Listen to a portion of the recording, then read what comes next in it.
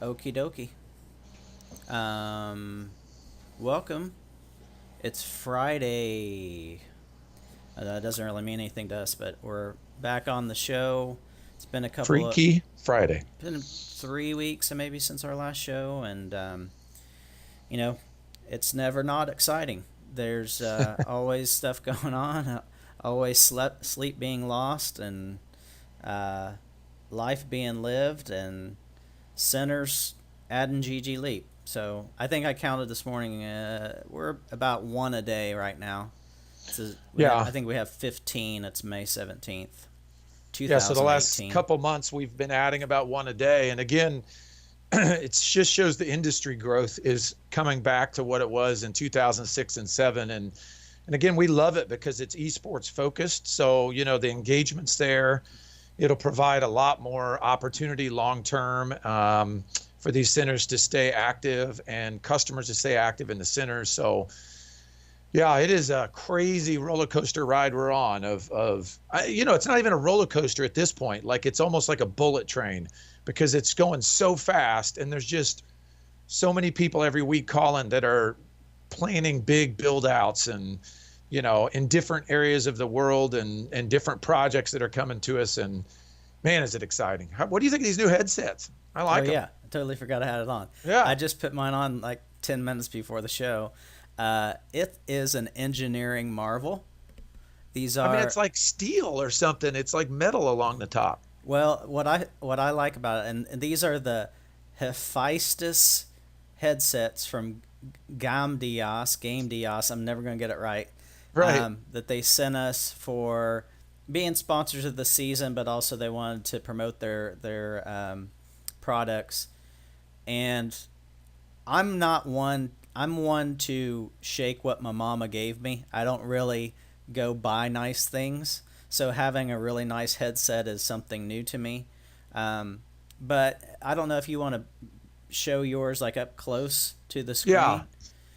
But it's really light feeling. Like the weight is not heavy on my head. So if you got a Right. long game session, it's not going to bother you. They've got RGB cycling of different colors. I'm sure you can Set them for customize a it for solid a color, right? specific.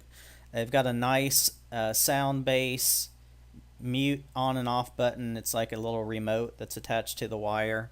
But yeah, good stuff. And it's not just me. A lot of our centers who've gotten the prize packs have been a impressed with the amount of stuff they provided, b happy with the quality, and calling them back to try to fill their centers in with headsets and peripherals. Yeah, they've been a great partner this season, and obviously, as we talk about season 8 and 9 later in the show today, and we really like this format of these prize crates, and what an opportunity for both Game Dios and the centers to really. I mean, it's a mutually beneficial relationship. So prizes that you pay a little bit for a prize pack that helps cover shipping and handling for the partner, and then they get exposure over a long engagement. So an 8-week season for us, giving away a few prizes every week from our sponsors is, I mean, what a great opportunity for players to try this out all over the world. We shipped them to Europe, we shipped them to Middle East, we shipped them to Asia, we shipped them to South America. Obviously, North America is a big market for us, and man, we really like them as a partner. I also have my game Utah Funk shirt on. I don't know if you can see, but it's got Bozak on the back. Anybody that wants me to wear anything, it's totally fine. Winger and Patrick wanted to make sure and get a little bit of a plug in for their store out in Utah. And these are, again, one of the things that we started doing with Zen Masters is that we had each of the participating stores focus on making a brand or an esports team so that as their players win their local tournaments, their prize is they get sponsored and are able to wear these jerseys. So their players out in Utah, as they qualify for the online tournaments, get a jersey like this to wear. It's all about building community. It's all about providing that tournament level at a local place that evens out the playing field for everybody across the U.S. So we're excited about everything that we got going on. Let's talk about today's our question of the week, or question of the show, I guess. The last 3 weeks, I've been really digging into the financial payback of a LAN Center esports arena business. And as one of those things, a lot of people always focus on utilization. They focus on number of stations. And I think the some of the stuff I'll share today is going to become a pretty go-to method for us as we talk with new owners that are getting ready to get started. Any of you existing owners out there that watch the show, go through your calculations and see if these numbers match up for you. But it's very interesting to me. What we'll talk about here is the number of stations. Why does the number of stations matter? You know, we've said in the past, like, don't open up with less than 40 stations. Now I'm under the impression that it needs to be more like 80 plus stations. The exception to that, I'll say before we get into this, is if you're an existing business, a family entertainment center with bowling and laser tag and go-karts, you can add in a smaller footprint of these because you're only trying to pay back your capital investment. You're not trying to cover necessarily a full store payroll and a full store set of utilities and insurance and everything else, because you're already doing that with your other business. This will chip into those fees, but what I'm using here is an example of a standalone esports arena or LAN center. So it's uncanny, but it costs between $3,000 and $5,000 per station to open up a center. That's all the costs included. You know, so the range is how nice you want your store to be. You know, like you might be in a nicer district and you have to put in, you know, certain walls for code or whatever that are different than another area of the world or another area of the country here in the US, but everybody falls in that range. So Winger and I, as we were working through his new build out in Utah, he's a cheap ass. And so his will be more close to the 3,000 per station. So 100 stations at 3,000 per station is about 300,000 to build out that location. Okay. Mm-hmm. If you spend 5,000 a station, like, and do it high end and all e-blue stuff and lights everywhere and extra screens on the walls, and you know, you can really spend a lot of money. So we've had a build out in Toronto and they've got to spend union labor on the build out. There's like a lot more cost for them. They're at like 5,000 per station build out. So they're building out 100 stations. Their cost is going to be about $500,000 to build that out. Now, that seems like it may be too simple, you know, like obviously that includes everything in that. So if you are one of those centers that have opened, go back and figure out what you paid and all of your costs to get open, divide it by how many stations you started with. And I guarantee you'll fall in that range, and you'll be able to tell if you're closer to 3,000, you've got kind of like just the basic necessities. And if you're closer to 5,000, you probably did maybe a full kitchen or some other things that aren't necessarily what everybody would do, but are more expensive to do. Now, a typical store makes about $4,000 per year per station. Okay. So if you think about this, okay, it's going to cost me between $3,000 and $5,000 to build this. I'm going to make about $4,000 a station gross revenue every year. Then you're going to kind of see where I'm going with this. So what we did then is we put in our chart a formula for an example of a small, a medium, and a large build out. So a small build out at 60 stations, okay? So 60 stations built out at $3,000 would be $180,000 to build that out, okay? It's going to take you 4.3 years to pay that back, okay? That includes expenses for reinvesting in the store over that time period. So you don't get to the end of 4.3 years and have to reinvest at that point. You've paid it off. The only time you have to reinvest in our model is every 10 years when you refresh the whole store. New carpet, new walls, new ceilings, new furniture. You know, like what we're talking about is expensing the reinvestment in the store every year for new graphics cards, new headsets, new chairs, new keyboards, new games. All of those things are in our model, you know, and will be paid for while you're paying back that initial investment up front. So small stores, about 4.35 years. Medium stores, 120 stations, all right? And again, you go high end on that, you're going to spend $500,000. You go low end on that, you're going to spend about $300,000 in that range. That takes 3.27 years to pay back. So 4.3 down to 3.2 just by putting in more stations, based on the fact that we know you're going to average about $4,000 income per station. So the more stations you have, the more income you have, and the more of that can pay back your initial investment more quickly. Large centers at 180 stations, it only goes from 3.27 years down to 3.2 years. There's not that much change. There's this plateau where size does matter. Like, you know, so you're going to get big enough where putting in 400 stations or 500 stations doesn't increase that payback period. Now, you have to think about this. If you could fill up 1,000 stations and pay that back in 3.2 years, you're going to make a crap ton of profit after that, more than somebody with 120 stations, okay? But the payback period on that initial investment is the exact same. So what we're saying now is that 100 station range is more of the sweet spot in this industry, because Fridays and Saturdays, you're going to be at max capacity. Everybody talks about utilization, but you can't just divide your number of store hours by the number of hours you sell, because you sell all your hours on Friday and Saturday. Mm-hmm. You know, what you don't realize is that you may be at 100% on Friday night and 100% on Saturday night. But even Saturday during the day, you're maybe only at 40 or 50%. You open at noon, you're not a max capacity on the day that you open, the minute you open on Saturday.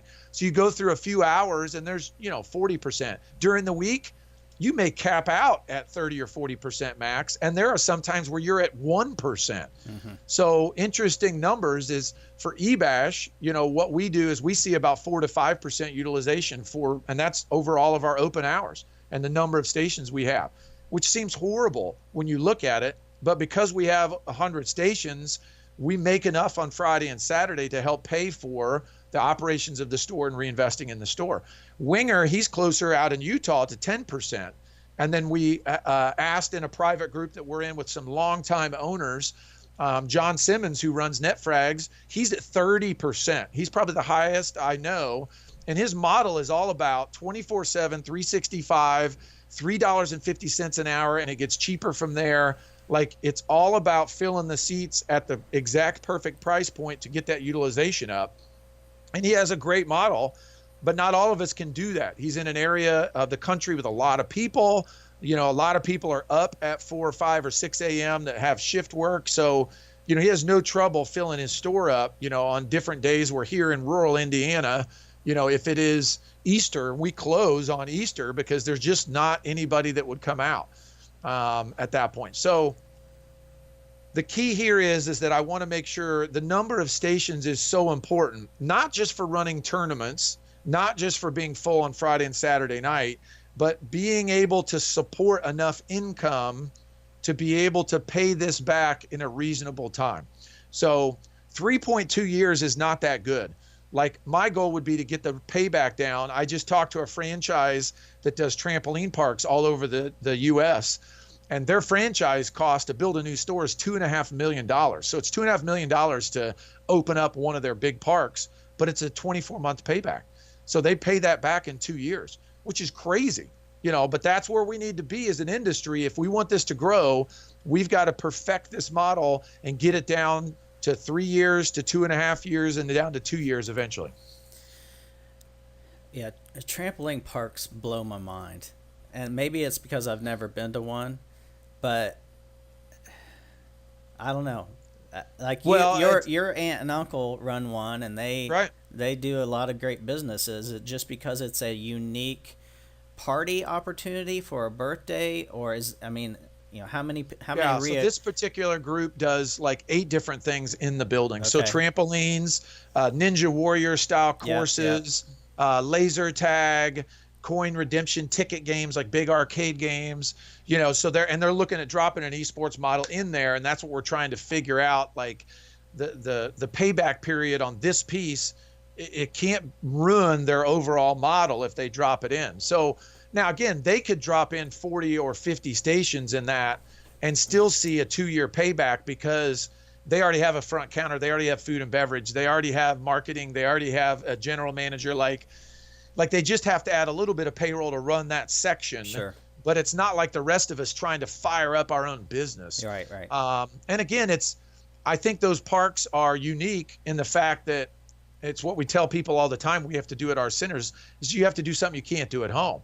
Like, nobody, even rich people, don't have 15 trampolines all together that you can just bounce from one to another. Trampolines on the wall you bounce off of, bungee rope trampoline systems, it's expensive to build these, but that's the draw for the customers is, and it's really not that bad. I mean, I looked at their rates. It's like $25 gets you like 2 or 3 hours of running around in this place and playing these different things. And so, I just want to make sure that we put these numbers out there. So anybody looking to start up, it's very simple math to just, if you go out and look, a small store is about 2,000 to 3,000 square feet. A medium is like 3,000 to 5 or 6, and a large is 6,000 plus square feet. So once you find a spot, then you figure out, okay, can I get 60? Can I get 120? Can I get 180?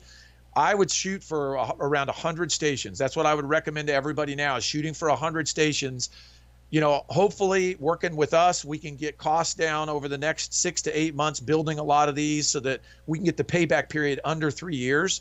And again, if you think about reinvestment at 10 years, when you reinvest in the store, if you pay everything back in 3 years, that means you got 7 years of making profit.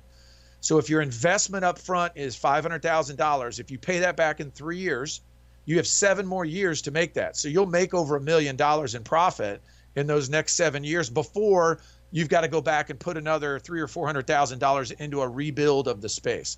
Just like we've all seen Dairy Queens and McDonald's and all these places, like eventually they just tear them down and build a brand new one. Right. Because the old store for us in our business, instead of that being 20 or 25 years, for us, it's about 10 years that you need to go back in and wipe it out and start again. So, all right, let's talk about some industry news. So yesterday, there's a new Fortnite esports mode. It's not officially esports mode. They said they're going to make an announcement next week on their esports mode, but I played probably 10 to 15 games last night in it. It's very, very fun because it has nothing to do with kills. You get points based on where you finish in the match. So if you finish first, you get 100. If you finish second, you get 94. If you finish third, you get 91.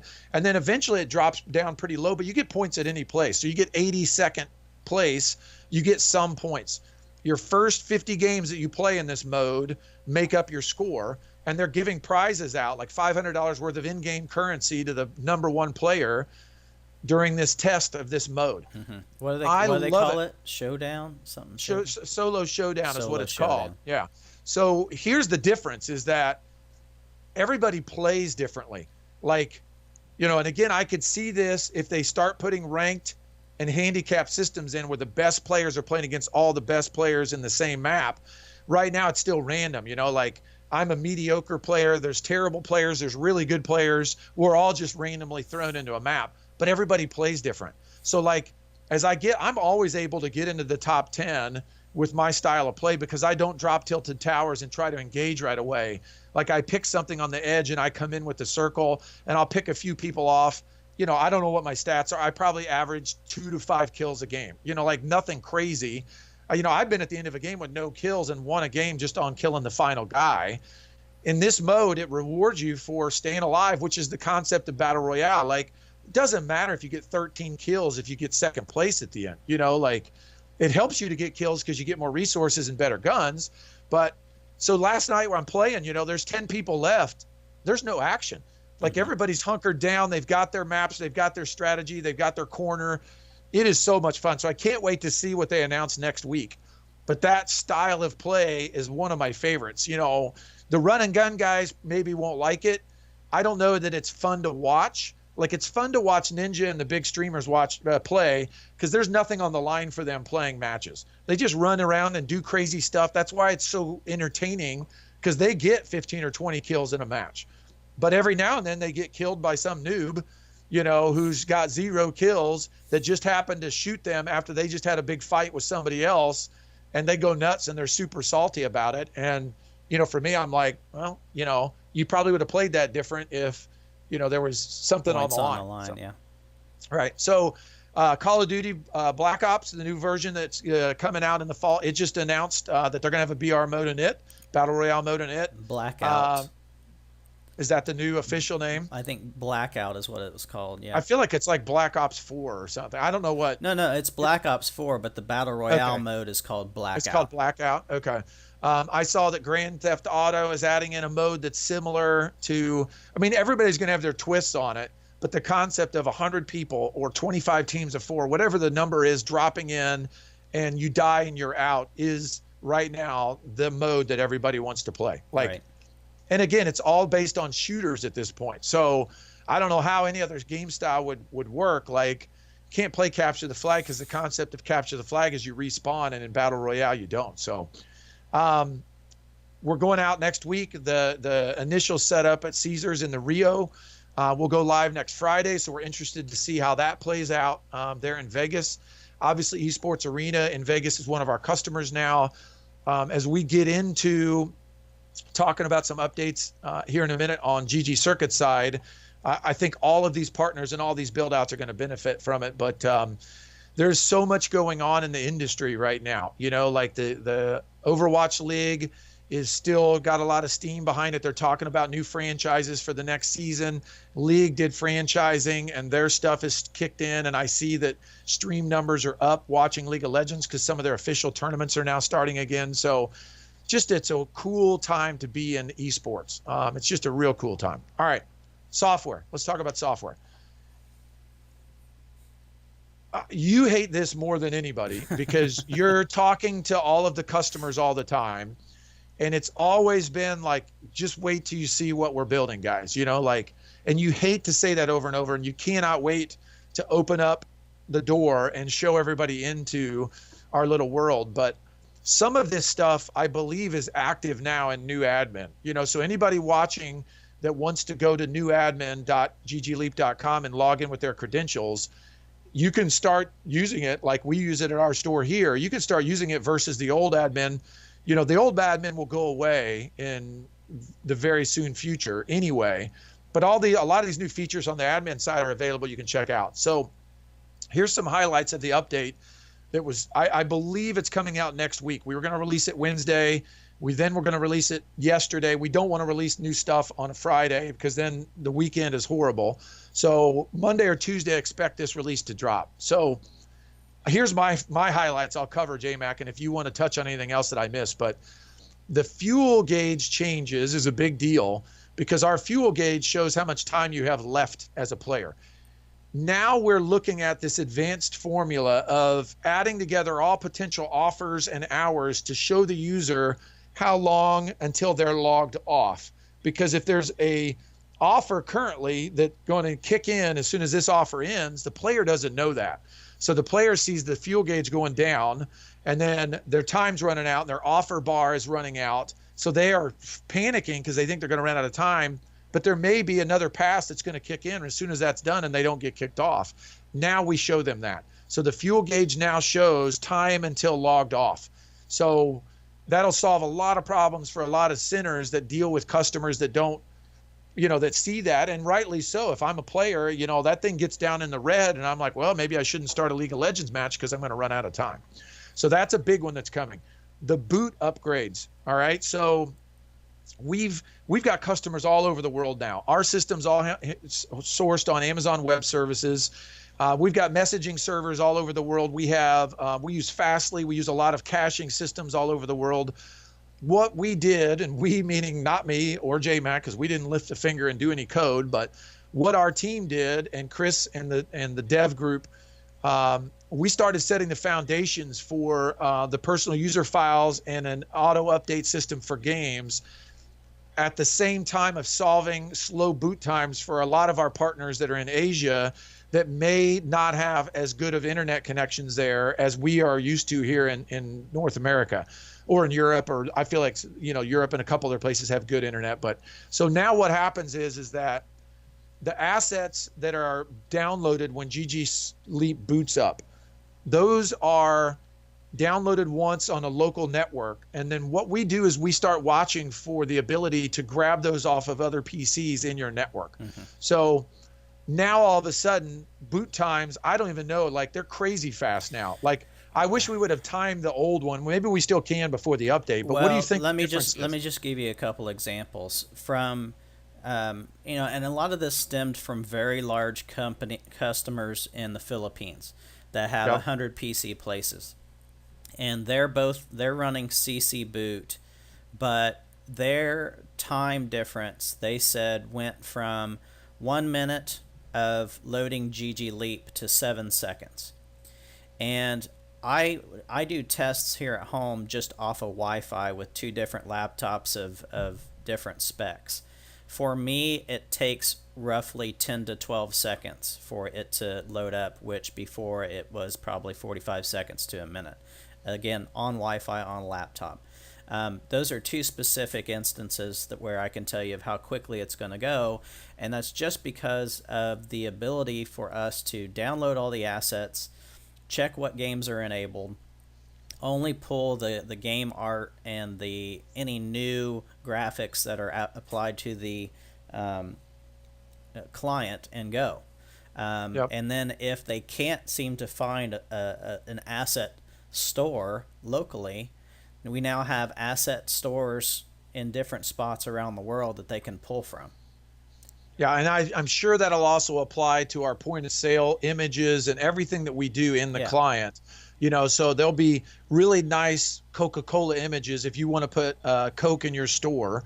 And again, we'll talk about that self-ordering here in a minute. But, like that image will need to be downloaded, but you don't need to download a Coca-Cola image if you don't serve Coca-Cola or you don't, want to offer that in your point of sale for the customers to buy. So that's a big one I'm excited about. The UI drop when not in focus, I don't know if a lot of people notice this, but I know our friends at UCI, their players right away, like their varsity team, they admin out of ggLeap because they drop frame. Like the frame rate doesn't drop to anything any of us normal people would care about. But, like if the frame rate is 120 frames per second without ggLeap, it would drop to like 90 frames a second with ggLeap running, because our Unity interface is so amazing, but it's graphically pulling some of the power from the GPU. So now if the ggLeap interface is not up front, so if it's in the back and other things are in the front of the screen, we take it down to like 1%. Like it reduces the GPU load by 95% from what we used to use. Now, that doesn't mean we use 95% of the GPU. We might have used 5% of the GPU before. Now we're using 0.04 or whatever that, it's a very small fraction of it. So now when players are playing, they're not going to notice any different frames per second. A player would never notice that normally because all of our players don't go into admin. So they don't know what our PCs would run without the graphical process of ggLeap continuing to run. They're happy with 90 frames a second. It's better than their PC at home. But if you have a PC that's capable of going 120 frames a second, that's what you want your players to experience. And so we've cut that back, and we're not running that graphical interface in the background full blown anymore. We've cut it way down. Mm-hmm. Self-service, let's talk about that. So this is not client ordering. This is not a passive system. This is an active system building in the merchant transaction into the client itself. Again, we've been in this business for 15 years. We know what everybody else does with their software in this business. We're trying to do it the right way because we're building everything from scratch. So I don't want a player to click a button and send an order to the front that somebody at the front has to do something on if it's something that can be automated. Now, there's not a robot system in ggLeap that sticks a Coca-Cola through the screen and hands it to you when you order it. What I'm talking about is if you need 5 more hours on your account, you can search for that product, click a button, it debits it off your balance, and boom, you've got 5 more hours. If you have a 5-hour product for your prize in your prize vault for coins, and the player has enough coins, they click a button, boom, it's done. 0 interaction with somebody at the front counter. There's no need to interact with an employee. It's better service for the customer, and it's less work for the employee, so they can be concentrating on other things. If you order something, I love this part of it, is it'll make an audio alert at the front counter, and it'll have a pop-up box at the front counter that tells you somebody so-and-so has ordered something that you need to deliver to them. Yeah. And then you acknowledge that that's been delivered after you take it out to them. So this is a big piece for all of the Middle East market that we're working with, because a lot of them want to have that, we call it like full service experience for the customer.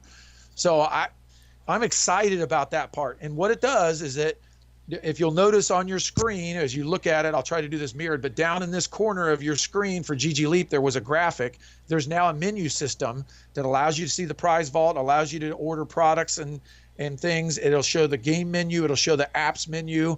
That's a new menu system we're implementing so that players can surf through all these options and do it right on the screen. So anything you want to touch on that piece, J-Mag?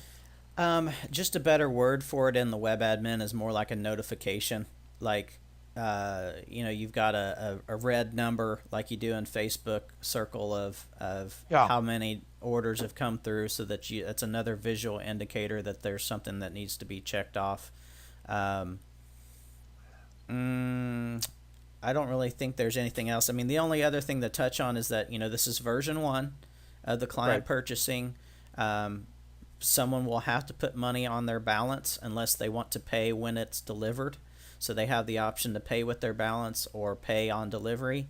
And then we are evaluating right now paying via credit card and paying via an online system like PayPal. Yep. So lots of new stuff coming with it. Just briefly, we'll run through these admin upgrades.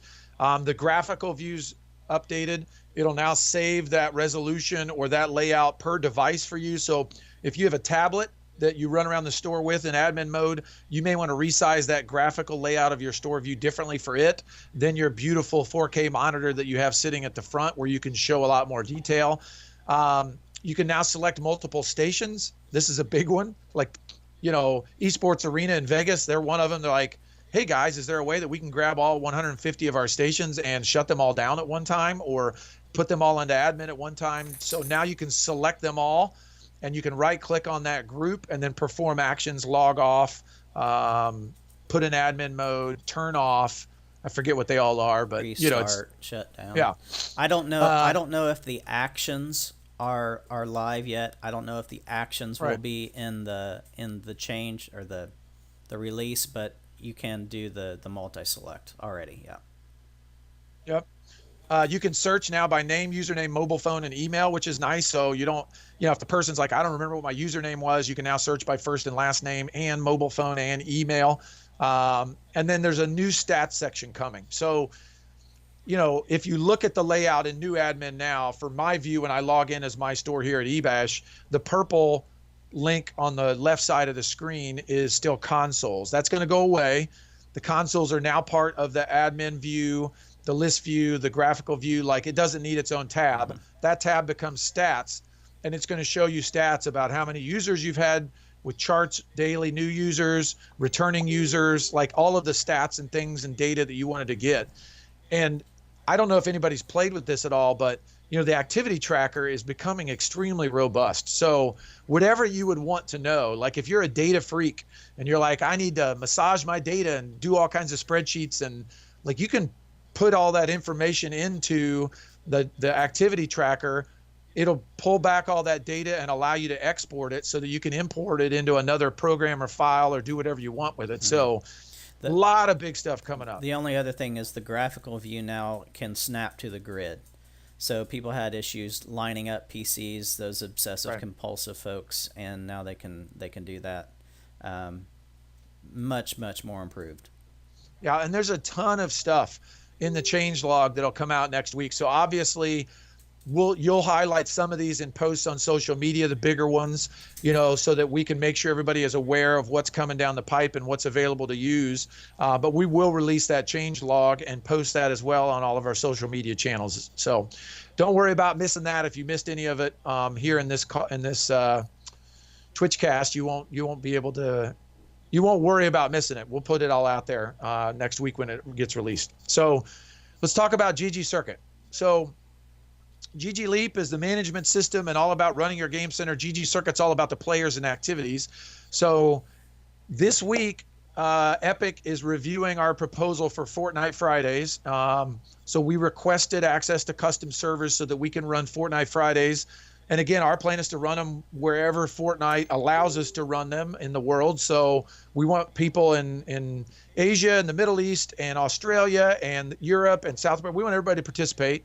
So as long as they'll allow us to fire up servers in those regions, then we'll have those available every Friday night. It'll be casual to start. And as we get more access to the data from the matches, we'll start making it a lot more in-depth as we go along. But, our plan is to just have a reward system where there's a chance to win fun prizes every Friday. We'll track the winners. Every time you win, you'll get some points. And at the end of that period, we'll invite all the top players in for a big final event. And we'll probably coordinate that with Season 8. So we'll run some test stuff as soon as we get the Fortnite servers. But then Season 8 starts in July. And so will Zen Masters Series 3 will start in July. So you'll start to see this pattern for us at ggCircuit is that we're really getting into quarterly seasons. So there'll be a season quarter 1, a season quarter 2, a season quarter 3, and a season quarter 4. There'll be Zen Masters in those same time periods. There'll be special weeknight events in those same time periods, all around those firm dates each quarter. And of course the ggCircuit seasons as well. So we're in week 3 or 4 of season 7 right now. I don't know. Do you know? We're in week 3. I've been really slow on getting the videos done because my sound person changed her ability to do something in 24 hours. So I have to wait for 3 days instead. But we're in week 3 right now. I'm kind of excited this season because like all top 5 centers are within striking distance of each other. There's no one who's just like really taken off and no way to catch them yet. It really seems like Game Deck kind of has it down, or they have a good group of Dota players that show up and play because they're always at the top of the leaderboard.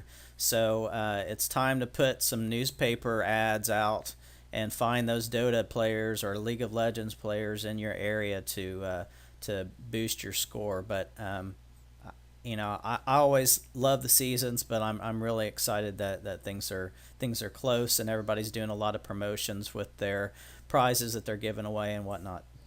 Yeah, and so hang on just a second. Yeah. What I always feel like I have to reiterate and hit this home in regards to the Fortnite servers.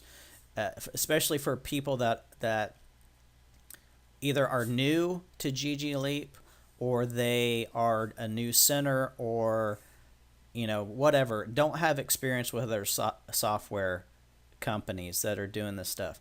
Nobody else is going to do this for you. At least they haven't yet. I've heard rumors that there are other software companies that are trying to get competitive servers just for people running their software, but man, we're pulling off some major shit here, and yep. I just hope that people appreciate that we're trying to be beyond just a software company and giving you things to do and pull customers in. Yeah, it's been our mission the entire time that we've done ggCircuit is that united as a whole, we are able to get a voice with publishers and sponsors and partners that none of us as single business owners can get. And that's our purpose, is to deliver an experience for players at our participating centers that are unified in what they're doing, so that somebody like Epic says, yeah, it's worth it for us to give them custom server access because they're going to run these events across all these locations, and that group works together. Like it's a group of people working together. So I'm excited about it. I want to lead into our last topic here a little bit from season 7. So right now, for the longest time, we've had 3 games supported in the season. So Smite, which is not really played much anymore. Maybe with their new Battle Royale game, we might go back to them and start looking at putting some of the stuff back in with high res, but it's mainly Dota and League of Legends. And everybody knows League of Legends play, at least in America, has dropped off because everybody is playing Fortnite, and Fortnite's the hot ticket thing right now. And some people are playing PUBG. A lot of people are playing Fortnite, but the numbers are going down for some of these long-standing, even Overwatch. I just know from my store. It used to be Overwatch on Friday nights and Saturday nights. Now it's Fortnite all the time. So interestingly enough, we're at the threshold of an 18-month journey that we're able to finally announce today. So what I have in front of me is this 12-page contract. It is community partner license agreement that we've been working on forever with Riot Games. And so what we're able to announce today is that this agreement is effective June the 1st. And as of June the 1st, we're bringing League Unlocked to all the North American centers, US and Canada. And they were evaluating that over these first couple seasons that we'll be doing some stuff I'll talk about in a minute. And they'll pass that on to other regions. And so we'll be able to do this in other regions, provided we do a good job with it in North America first. So what it basically is that it's a combination. The reason why this has taken a while is that both Riot and ggCircuit, we didn't want to just offer League Unlocked to players. That wasn't our goal here, is to just offer League Unlocked. Like, that in itself is a big deal, and centers will figure that out very quickly. This is going to affect us and our businesses in such a positive way that, I can't wait to try it out. But basically, you go to one of these centers that are a part of this program through ggLeap and ggCircuit, and your same account that you play with at home for League of Legends will now have all champions unlocked. It will now have extra skins unlocked for some of the champions, and you earn additional experience while you're playing at that center. Now, if you go home and you log in again, all that stuff's off. You come back to the center and you log in again, all that stuff is on. It is a very, very big deal in itself. We will start initiating that June 1st at the end of season 7, which we think will show the amount of games played in League of Legends compared to the other weeks are going to go through the roof. Like, we'll be able to immediately show Riot games played in weeks 1, 2, 3, 4 versus games played in 5, 6, 7, 8 for League of Legends are going to go nuts, because League Unlocked will be available in North America at these centers.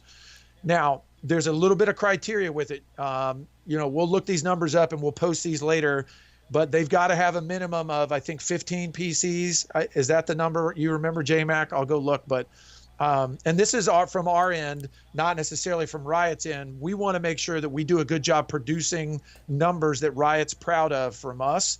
So we're limiting it to stores that have at least 15 PCs, and in a quarter, you have to have a minimum number of League of Legends matches played. So you're not going to have League Unlocked for your store if all your store plays is Dota all the time. Mm-hmm. Like, the purpose of this is to engage players with League of Legends. And the second part of this, which is what we're the most excited about, is they're coming on board as a partner with us for season 8 and season 9. So starting in July, season 8, you will be able to work towards and earn in-game rewards in League of Legends participating in the ggCircuit season. You will be able to earn at the end of that season physical prizes. And one of the things we're working on is Riot is going to make custom trophies to send out to the centers that their top player will win at the end of that season, courtesy of Riot Games. I mean, I can't even imagine what that's going to be. It'll be one of these things that I can't go to my trophy guy and make a League of Legends trophy. I don't have the permission to do that. Like, they're going to send us official licensed prizes and merchandise to give away as prizes for season 8 and season 9. This is a big deal. Like, it's probably, in the 14 years I've been doing this, this is the biggest win we've had in all of this time frame that we've been in business. The reason why it's also big is that it's not some third party small game developer that doesn't matter. This is the biggest, like, esports game in the history of esports that's been out there. They were the leaders in esports, and they still are in the top 2 or 3 all the time. That's what I meant by the Twitch content now is back. Like, last week, one of the top channels was League, because they're starting to do their tournament series, and players still play that. Players still watch that. Mm-hmm. That is an elite series of events. The college scene is all around League of Legends. Like, League of Legends is the game that everybody gives scholarships for at all these universities.